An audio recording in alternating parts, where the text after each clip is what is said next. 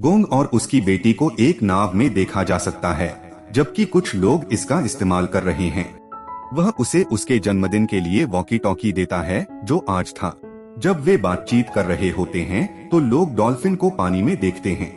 वे उनका विस्मय और आनंद देख रहे थे, हालांकि वे इस बात से अनजान थे कि डॉल्फिन खेल नहीं रहे थे, बल्कि एक विशाल राक्षस से दूर भाग रहे थे। सेकंड के भीतर विशाल प्राणी द्वारा नाव पर हमला किया गया था। नाव एक तरफ जा रही थी, लेकिन उन्होंने राक्षस को नहीं देखा। इन सब के बाद गोंग को एक बार फिर समुद्र में गिरने के बाद दिखाया गया है। वह अपने आप को पुनः प्राप्त करता है और चारों ओर देखता है, यह देखते हुए कि हर कोई परेशानी की तलाश में था। वह चिंतित था क्योंकि वह अपनी बेटी का पता लगाने में असमर्थ था। गोंग अपनी बेटी का पता लगाने की कोशिश कर रहा था। उसने अपनी बेटी को जो वॉकी टॉकी दी, वह उसे उस समय उसकी आवाज सुनने देती है। वे वॉकी टॉकी ढूंढते हैं और सीखते हैं कि दूसरी तरफ कई अतिरिक्त बचे हैं। जब वे बचे हुए लोगों के करीब होते हैं तो वे उन्हें करीब आने का संकेत देते हैं। उनकी बेटी को गोंग ने विरोधी समूह में देखा था। वह अपनी बेटी की दिशा में जाने की कोशिश करता है, लेकिन एक लड़का उसे रोकता है, यह देखते हुए कि वह आदमी वहां क्या देख रहा था जो भयावह था। उन्होंने देखा कि कुछ बड़ा उनके पीछे चल रहा है और यह एक बड़े आकार का सांप निकला। वे विशाल जानवर को देखकर अन्य बचे लोगों की ओर भागने का प्रयास कर रहे थे। क्योंकि यह एक ही बार में सभी को खा रहा था, राक्षस ने किसी को भी भागने का समय नहीं दिया। लोगों को हवा में उड़ाते हुए यह अपनी पूंछ से हमला कर रहा था। गोंग अपनी बेटी को राक्षस से बचाने का एक तरीका खोजना चाहता है। वह राक्षस से पीछे नहीं हटता क्योंकि वह अपनी बेटी को बचाना चाहता है। उसे एक ऐसे व्यक्ति द्वारा पकड़ा जा रहा है जो गोंग को बचाना चाहता है। जब वह उसके साथ थी, तब गोंग की बेटी को भी राक्षस ने निगल लिया था। कई मनुष्यों को खा जाने के बाद सांप जंगल में प्रवेश कर गया। हर कोई अब निराश महसूस करता है क्योंकि उन्हें लगता है कि उनका जीवन समाप्त होने वाला है। जब गोंग प्रस्तुत किया जाता है तो उसे दिखाया जाता है कि वह किसी भी चीज की परवाह नहीं करता और जोर जोर से रोता है। फिर वह अपनी बेटी के वॉकी टॉकी से संकेत मिलने के बाद उसका पीछा करने की कोशिश करता है। वॉकी टॉकी संदेशों से संकेत मिलता है कि व्यक्ति पहले से ही सांप के भीतर मरे नहीं थे। माओ, एक लड़का और गोंग सांप के अंदर के लोगों को बचाने का फैसला करते हैं। जब यह अपने घोंसले में पहुंचती है तो सबको अंदर खींच लेती है। उन्हें वहां रखने के बाद वह और खाना इकट्ठा करने के लिए निकल गया। तस्वीरों में लोग सब कुछ होते हुए भी आज भी जी रहे हैं। अन्य भी उनकी सहायता करने के लिए सहमत हैं। बाद में लोगों का एक बड़ा समूह उन्हें बचाने के लिए जंगल में घुस गया। जंगल के बाहर जमा हुए अन्य लोग उन्हें मूर्ख कह रहे थे। उनकी राय में अंदर जाना आत्महत्या के बराबर है। यहाँ एक अजीबोगरीब जीव की चपेट में आने से उनकी जान भी नहीं बची। हालांकि यह अदृश्य था, हर कोई एक अजीब लाल रंग के तंबू की चपेट में आ रहा था। सभी डर के मारे भागते हुए इलाके से भाग रहे थे। विपरीत दिशा में एक बड़ा सा सांप दिखाई दे रहा है। कप्तान बाहर निकलने का रास्ता खोज रहा था और जीवित बचे लोगों में गोंग की बेटी थी। दुर्भाग्य से वे इस स्थान को छोड़ने में असमर्थ रहे। घोंसले में विशाल अंडे थे, जो सबसे कठिन हिस्सा था। गोंग की बेटी कप्तान की अंडे की जांच करने की इच्छा का विरोध करती है। किसी भी क्षण अंडे सेने का परिणाम हो सकता है, उसमें से एक सांप निकल सकता है। हर कोई अब निराश महसूस करता है क्योंकि उन्हें लगता है कि उनका जीवन समाप्त होने वाला है। क्योंकि उनका मानना था कि अगर हम अंडे तोड़ देंगे तो भीतर के सांप नष्ट हो जाएंगे। उन्होंने अपने साथ ही सभी को संकट में डाल दिया। वे एक गुफा के पीछे छिप जाते हैं क्योंकि वे अंडे से नवजात सांप को निकलते हुए देखते हैं। सांप ने उनका पीछा किया और उन्हें खा लिया। लोगों को खाना शुरू करने से पहले वह वहां एक महिला को देखता है। वह स्थिर रहते हुए बचाव के लिए चिल्ला रही थी। उनमें से कोई भी सहायता के लिए उसकी पुकार का जवाब नहीं देता है और सांप सभी को छोड़ देता है और महिला को खा जाता है। यहाँ अन्य बचे लोगों को जीवित रखा गया था। जो दल जीवित बचे लोगों की मदद के लिए आ रहा था, उसे दौड़ते हुए दिखाया गया है, जबकि जंगल के भीतर का परिदृश्य सामने आया है। वे सांप के पैरों के निशान की दिशा में आगे बढ़ रहे थे। घंटों की तलाश के बाद भी वे सांप या उसके घोंसले का पता नहीं लगा सके। वे जंगल में कुछ समय के लिए आराम करने का निर्णय लेते हैं। गोंग का एक मित्र माओ वहां एक पेड़ गिरा। जब पेड़ काटता है तो एक गहरे रंग का तरल निकलता है। बाद में एक वरिष्ठ व्यक्ति को सिगरेट शुरू करते हुए देखा गया। हालांकि दुर्घटनावश उसके हाथ में माचिस की तीली तरल में गिर जाती है। जैसे ही लाठी पेड़ में गिरी वहां आग लग गई। वे समझते हैं कि द्रव दहनशील है। गोंग एक भयानक सिरदर्द के साथ साथ अजीब भावनाओं का अनुभव कर रहा था। वह हल्का महसूस कर रहा था और उसे लगा कि उसके दोस्त उसका मजाक उड़ा रहे हैं। वह अपनी बेटी की आवाज सुनता है और अपने पीछे एक सांप को महसूस करता है। पिता, आप मेरी मदद नहीं कर सकते। जब वह याचना कर रही थी तो विशाल सांप ने उसे पकड़ लिया। गोंग ने भागने का प्रयास किया तो किसी ने उनके चेहरे पर पानी फेंक दिया। यहाँ यह पता चलता है कि गोंग इसका वास्तविक प्राप्तकर्ता नहीं है। गहरे रंग के तरल की सुगंध का यह प्रभाव था। जब वह जागता है तो गोंग नोटिस करता है कि पेड़ के जाल लोगों को अपनी ओर आकर्षित कर रहे हैं, जनता को मिटाने की कोशिश कर रहे हैं। यह दर्शाता है कि यह पेड़ सिर्फ एक औसत पेड़ के बजाय खतरनाक था। अपने प्रयासों से वे एक व्यक्ति को छोड़कर सभी को बचाने में सफल हो जाते हैं जो एक पेड़ से घायल हो गया था। से उनकी मौत हो गई। उन्हें रोकने के लिए वे पेड़ से डरकर क्षेत्र से भाग जाते हैं। यह सांप के घोंसले की दृष्टि प्रदर्शित करता है। नन्हे सांप को व्यवसायी ने मार डाला है। इसे खत्म करने के बाद व्यवसायी ने सभी से लड़ाई की और यह दावा करते हुए कि जो कुछ हो रहा है उसके लिए वे ही दोषी हैं। सुशी नाम की एक लड़की फिर उसे शांत करती है। वह घोषणा करता है कि अगर हमें जाना ही है तो हमें साथ मिलकर काम करना चाहिए क्योंकि हम यहाँ संकट में हैं। संघर्ष जारी रखने से कुछ हासिल नहीं होगा। गोंग और उसका बचावकर्ता उसकी कंपनी होगी। अभी भी उनकी तलाश कर रहे हैं और माओ ने गोंग के लिए बड़ी संख्या में हथियारों का उत्पादन किया है। वे विशाल सर्प के साथ उनकी लड़ाई में उनका साथ देंगे। यह दर्शाया गया है कि गोंग का दोस्त पानी पीने या पानी इकट्ठा करने के लिए पानी के शरीर के पास जाता है। उस पर अचानक एक उड़ती हुई राक्षस मछली का हमला होता है जो यह पानी से बाहर उड़ सकता है और इसमें बड़े नुकीले नुकीले होते हैं। इन्हें फ्लाई फिश के नाम से जाना जाता है। मछली ने उस पर एक बार फिर हमला किया, लेकिन इस बार वह भागते ही उसे पकड़ लेता है। क्षेत्र से भागते ही वह इसे फिर से नदी में फेंक देता है। वह पाता है कि सैकड़ों मक्खी मछलियां होने का संकेत देने वाले हंगामे के बावजूद केवल एक ही है। मछली के बारे में अपने दोस्तों को सूचित करने के लिए युवक जंगल में भाग जाता है। लोगों को इलाके से भागना होगा क्योंकि मछलियां उन पर हमला कर रही हैं।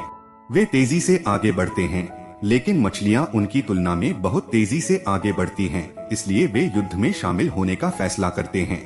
वे हाथों में हथियार लेकर सामने आने वाली मछलियों को खत्म करते हैं। वे उन सभी को समाप्त नहीं कर सकते क्योंकि वे बड़ी संख्या में थे, इसलिए वे पेड़ों के पीछे छिपे हुए थे। माओ मछलियों से लड़ रहा था, इसलिए उसके साथी उनसे बच निकलेंगे। इसका खामियाजा उन्हें भुगतना पड़ा। गोंग को लगता है कि मछलियां कोहरे के साथ यात्रा कर रही थीं। वे जंगल के अंदर चले जाते हैं जहां कोई कोहरा नहीं था। ऐसा करते हुए वे इस जानवर के हमले से बच गए। खतरा अभी टला नहीं था क्योंकि माओ को एक विशाल राक्षस के पदचिन्ह मिलते हैं और वे पेड़ को देखते हैं और एक अजीब राक्षस पाते हैं। दूसरा आदमी एक आदमी को पत्थर से खत्म करने से रोकता है। इस दौरान जीव एक अजीबोगरीब तंबू से भस्म हो जाता है। यह क्रिम्सन टेंटकल फिल्म में पहले ही दिखाई दे चुका है। फिर जैसे ही यह आसमान से गिरता है, एक विशाल जानवर उनके बगल में आ जाता है। मछली ने उस पर एक बार फिर हमला किया, लेकिन इस बार वह भागते ही उसे पकड़ लेता है और उसने अपनी जीभ का प्रयोग लोगों को भस्म करने में सहायता के लिए किया है। वे जानवर को देखकर डरे हुए क्षेत्र से भाग जाते हैं। अपनी लंबी जीभ से प्राणी अपने पीछे एक बुजुर्ग को पकड़े हुए था। राक्षस के सामने बुजुर्ग व्यक्ति अपना संयम बनाए रखता है। वह अपनी रक्षा के लिए एक पेड़ को पकड़ लेता है। वह दूसरों की ओर खींचा जा रहा था जो उसकी सहायता के लिए भी आए थे। वे उन सभी को समाप्त नहीं कर सकते क्योंकि वे बड़ी संख्या में थे, इसलिए वे पेड़ों के पीछे छिपे हुए थे। वहाँ एक आदमी को राक्षस की जीभ काटने का विचार आया। आदमी का चेहरा उसके तरल से झुलस जाता है क्योंकि वह अपना चाकू जानवर की जीभ पर रखता है, फिर भी इसका जानवर पर कोई प्रभाव नहीं पड़ता है। माओ आगे बढ़ने के बाद अपने हथियार के साथ वह राक्षस मेंढक की आंख पर प्रहार करता है, जिससे उसे बहुत नुकसान हो। वे वहां से भागने की कोशिश कर रहे थे, लेकिन क्रोधित राक्षस मेंढक उनका साथ देता है। उनका पीछा करते ही वह कूद गया। वे जिस दूरी पर दौड़े वह उसकी संक्षिप्त छलांग द्वारा तय की गई है। लोगों को भस्म करने से पहले एक बड़ा नाग इसे हवा में खा जाता है। हर कोई देख सकता था कि यह व्यक्ति डर गया था। एक सांप राक्षस ने एक मेंढक राक्षस को खा लिया। मेंढक को खाने के बाद सांप का ध्यान नर पर जाता है। वे दौड़ रहे थे और सांप उनके पीछे था। तरल की चपेट में आए बुजुर्ग और युवक धीरे धीरे आगे बढ़ रहे थे। जब वे जंगल में एक स्थान पर पहुँचे जहाँ पेड़ पास थे, तो सांप उन्हें खा जाने वाला था। और सांप पेड़ों के बीच फंस जाता है जब वह अपना चेहरा अंदर घुमाता है। उन्हें भागने का विकल्प दिया गया है। उन्हें बचाने के लिए एक शख्स ने सांप का ध्यान भटका दिया। वह इसे नारियल से ढकने का प्रयास करता है, लेकिन इस प्रक्रिया में खुद को खतरे में डालता है। जैसे ही सांप उसे निगलने के लिए तैयार था, वह तेजी से जंगल से भागता है। वह छोटे पौधों में छिप जाता है। उसे बख्शा गया क्योंकि सांप उसे देख नहीं पा रहा था। बाद में राक्षस एक मोड़ बनाता है और बूढ़ा आदमी और नौजवान वहाँ हैं। बूढ़ा उस इलाके से भाग गया, लेकिन दूसरा आदमी इस बात से अनजान था कि उसके पीछे एक सांप है। मुड़कर वह सांप को देखकर चौंक जाता है और उससे माफी मांगता है। वह सांप से उसे जाने देने की गुहार लगा रहा था, लेकिन नागिन अनपढ़ है। सांप से बचने के लिए बाकी लोग नदी में डुबकी लगाते हैं, पानी में छिप जाते हैं। नतीजतन सांप उनसे दूर चला जाता है और अपनी गुफा की ओर चला जाता है। पृथ्वी के कंपन को महसूस करते ही गुफा के निवासी मृत लोगों की तरह व्यवहार करने लगते हैं। इस प्रकार सांप उन्हें मरते हुए देखेगा और आगे कार्य नहीं करेगा। गोंग आदमी को विशाल सर्प ने उड़ा दिया है। अपने शिशु को मरते हुए देखकर वह क्रोधित हो जाता है। वे उसके जाते ही विदा होना चाहते हैं। वे जाने का प्रयास कर रहे थे। अन्य सांपों के अंडे भी इसी तरह फटे थे और गोंग की बेटी वहीं रह गई थी। उसके पास चुप रहने के अलावा कोई चारा नहीं था। वह सांप के साथ बातचीत करती है क्योंकि वे उसे भोजन के बजाय दोस्त मानते हैं और उन्हें नागों की माता के रूप में माना जाता था। सांप गोंग की बेटी को छोड़कर उस तरफ चले जाते हैं जहां दूसरा था। व्यवसायी सफलतापूर्वक घोंसले से बाहर निकलता है। हालांकि यह दर्शाता है कि व्यवसायी कितना आत्म केंद्रित है, क्योंकि वह अपने सहायकों को ध्यान में नहीं रखता है। वह वहां से फरार हो गया है। इस बीच सांप ने वहां एक शख्स को मार डाला। दूसरी तरफ यह दर्शाया गया है कि गोंग और उसके दोस्त जंगल में एक अजीब संरचना की खोज करते हैं। हालांकि यह एक प्राचीन स्थान था, फिर भी वे वहां शरण पाने में सफल रहे। जब वे वहां पहुंचते हैं तो उन्हें पता चलता है कि संरचना एक प्रयोगशाला है और एक सैनिक के कंकाल का पता लगाते हैं। इसकी स्थिति इंगित करती है कि व्यक्ति की मृत्यु बहुत पहले हो गई थी। उन्हें साहित्य पढ़ने से पता चलता है कि लोग यहाँ जीवों का अध्ययन करने आते हैं। दरअसल उनके प्रयोग के परिणाम स्वरूप जानवर विशाल राक्षसों में विकसित हुए। उपकरणों के माध्यम से वे बचाव दल तक पहुँचने का प्रयास करते हैं। इस बीच भागा हुआ व्यवसायी एक आदमी के रूप में संरचना में प्रवेश करता है। सभी उससे अन्य बचे लोगों के बारे में पूछताछ कर रहे थे। उसने यह कहकर सभी को गुमराह किया कि मेरे अलावा सब लोग वहीं मर गए, क्योंकि उनकी बेटी उनकी अंतिम आशा थी। गोंग ने सुनने की क्षमता खो दी है। अगली सुबह हेलीकॉप्टर की आवाज उन्हें जगाती है, क्योंकि उन्हें सोते हुए चित्रित किया जाता है। जब वे चले गए तो गोंग ने उनका पीछा किया, लेकिन वॉकी टॉकी के संकेतों से उन्हें रोक दिया गया। हेलीकॉप्टर और उसकी बेटी की वॉकी टॉकी दोनों बिना देखे ही आगे बढ़ गए। गोंग अपने दल को सूचित करता है कि उसकी बेटी और उसके आसपास के कई अन्य लोग अभी भी जीवित हैं। उन्हें बचाने की जरूरत है। सांप गोंग की बेटी को छोड़कर उस तरफ चले जाते हैं जहां दूसरा था। उन्होंने अनुमान लगाया कि गोंग सदमे के कारण बोल रहा होगा। उन्हें लगता है कि वहां बहुत सारे लोग हैं, क्योंकि वे वॉकी टॉकी पर एक लड़की की आवाज सुन सकते हैं। जब व्यापारी ने उनकी बात सुनी तो वह भाग गया और बूढ़ा उसे पकड़ने के लिए उसके पीछे हो लिया। गोंग की बेटी और एक अन्य लड़की समेत अन्य लोग सांप के घोंसले की तलाश में थे। दूसरी तरफ यह दर्शाया गया है कि गोंग और उसके दोस्त जंगल में एक अजीब संरचना की खोज करते हैं। हालांकि यह एक प्राचीन स्थान था, फिर भी वे वहां शरण पाने में सफल रहे। व्यवसायी ने एक बार फिर विमान को नोटिस किया और उसे अपने करीब खींच लिया। हालांकि विशाल सांप हेलीकॉप्टर को अंदर जाने से पहले हवा में खा जाता है। उन्हें साहित्य पढ़ने से पता चलता है कि लोग यहाँ जीवों का अध्ययन करने आते हैं। चारों ओर कई सांप थे और उन्होंने उन्हें भस्म करने का प्रयास किया, लेकिन पहले सामने आए सांप ने उन्हें रोक दिया, क्योंकि वे गोंग की बेटी को अपनी मां मानते थे। गोंग की बेटी अपने पिता की आवाज सुन सकती है। उनकी तलाश में वह इस सांप के घोंसले के पास आ गया है। गोंग की वह अपनी बेटी और अन्य की सहायता के लिए घोंसले में एक पेड़ की जड़ डालता है। विशाल सांप भी दिखाई देता है जब वह उन्हें उल्टा कर रहा होता है।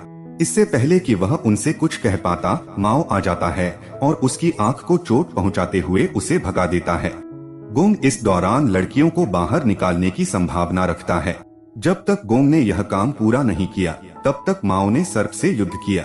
दूसरा दोस्त हालांकि सांप की आंख पर दिखाई देता है और काटता है। जब माओ को मौका मिलता है तो वह एक पेड़ को गिरा देता है। तब तक सांप उनसे दूर भाग चुका होता है। दूसरी ओर महिलाएं अभी तक दिखाई नहीं दी हैं। लड़कियां उन्हें उल्टा खींचने की कोशिश के बाद सामने आई हैं, लेकिन कप्तान की पहले ही मौत हो चुकी है। उन महिलाओं के लिए वह अपने जीवन की पेशकश करता है। वे अपनी जीत पर खुशी मना रहे थे जब उन्होंने सांप को भी जागते देखा। उस विशाल वृक्ष से उन्होंने उसे क्षतिग्रस्त कर दिया। व्यवसायी को अपने शुरुआती बिंदु तक सभी तरह से स्प्रिंट करने के रूप में दर्शाया गया है। वह घोंसले में जाने से पहले पीड़ित के शरीर से टकरा जाता है। जब वह भागने के लिए संघर्ष कर रहा था, वह युवा सांपों द्वारा खा लिया गया था और ये अन्य हैं। भागते समय वे सांप से बच रहे थे। माओ का दावा है कि हम नागिन से थोड़े समय के लिए ही भाग सकते हैं। उस सर्प का सफाया होना चाहिए। जब वह यह कह रहा था तो सांप भी दिखाई देता है। वह उन्हें आगे बढ़ने के लिए प्रेरित करता है क्योंकि वह सांप को युद्ध में शामिल करता है। इससे पहले कि वह उनसे कुछ कह पाता, माओ आ जाता है और उसकी आंख को चोट पहुंचाते हुए उसे भगा देता है। इस प्रहार से सांप अप्रभावित रहता है और माओ का जीवन समाप्त होने वाला था। माओ का दोस्त उसे बचाने में मदद करने के लिए आता है। शेष बचे लोगों को भागने के लिए वे जानबूझकर जंगल में प्रवेश करते हैं। वे सांप का ध्यान भी भटकाएंगे। वे सांप को उस पेड़ तक ले जाते हैं जहां ज्वलनशील द्रव स्थित था। सांप ने माओ के दोस्त को भी देखा और उसे उनकी योजना का पता चला। गोंग अपनी बेटी को क्षेत्र छोड़ने और फिर उनकी सहायता के लिए आगे बढ़ने के लिए कहता है। माओ ने अपनी छड़ी को ज्वलनशील पदार्थ से ढक दिया है। माओ का साथी जंगल से लौटते हुए दौड़ रहा है। गोंग ने सभी को भागने का आदेश दिया क्योंकि वह जंगल में प्रवेश करने की तैयारी कर रहा था। जैसे ही वे मुड़ते हैं, गोंग को पता चलता है कि उनसे गलती हुई थी और वास्तव में कुछ गड़बड़ थी। एक बार फिर सांप ने गोंग की बेटी को खा लिया। गोंग आता है और गुस्से में सांप से लड़ने का फैसला करता है। सांप का जबड़ा खुलते ही पेड़ों से माओ निकलते हैं। आग लगने के कारण सांप डर के मारे फिर से जंगल में भाग गया। माओ भी उनका पीछा कर रहा था। ज्वलनशील तरल को पकड़े हुए सांप के पेड़ के पास पहुंचते ही माओ ने अपनी हाथ से बनाई आग को लॉन्च किया। सांप पूरी तरह जल चुका था। खुद को बचाने के प्रयास में वह जंगल छोड़ देता है। यह जीने की लड़ाई हार गया और गुजर गया। अपनी बेटी को बचाने के लिए गोंग मरे हुए सांप के पास जाता है। जब वह सांप का मुंह खोलता है तो गोंग को अपनी बेटी के हाथ का पता चलता है। उसका हाथ उसके द्वारा उसकी ओर खींचा जाता है। उसकी बेटी ने उसे कोई जवाब नहीं दिया। उसे शक है कि उसकी मौत हो सकती है। वह उसे जगाने का प्रयास करते हुए उसे लेटने के लिए मजबूर करता है। वह होश में आने से पहले थोड़ी देर संघर्ष करती है। गोंग और उसके मित्र उसे जीवित देखकर प्रसन्न होते हैं। वे अंततः नागिन से भागने में सफल रहे। यह फिल्म के क्लाइमेक्स का काम करता है।